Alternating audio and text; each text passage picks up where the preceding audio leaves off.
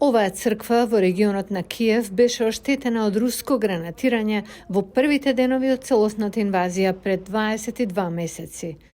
Так як дуже багато осколків, то воно тут було таке, все дуже жахливо. Можете да видите, има многу траги. Црквата е покриена со шут, крстот е паднат. Було якийсь такий сюрреалізм. Медински служел во украинската армија од 2014 година. Кога започна целосната инвазија на Русија, тој се приклучил на проектот за опожарени храмови. Активистите документираа верски објекти како резултат на руската агресија. Ми створили цифрову платформу на якій ми збираємо. Создадовме дигитална платформа каде собираме фотографии и видеоматеријали од уништени храмови. Собираме материјали од фронтот каде што се воделе најжестоките битки. Сега веќе имаме 20 видеоклипови.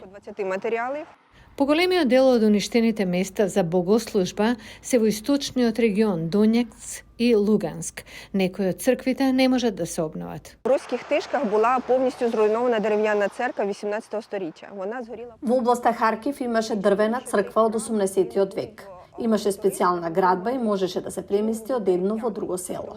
Работела 3 века, но Русија целосно ја уништи. Украинските православни цркви не беа единствените уништени, вели верскиот научник Людмила Филипович. Чи греко-католицькі, а протестантів подивіться скільки. И грчките католици и протестантите. Уништени се многу молитвеници, како и синагоги и џами. Можам да кажам денес во Украина сите верски организации страдаат од руската агресија.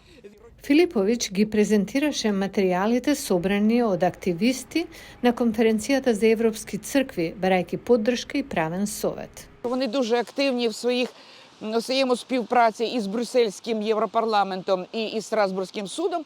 Тие се многу активни во нивната соработка со Европскиот парламент во Брисел и судот во Страсбург.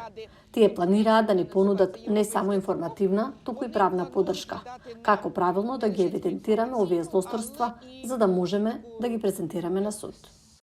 Активистите велат дека се надеваат од нивните видеа ќе обезбедат добри докази во идните постапки пред меѓународните судови против Русија.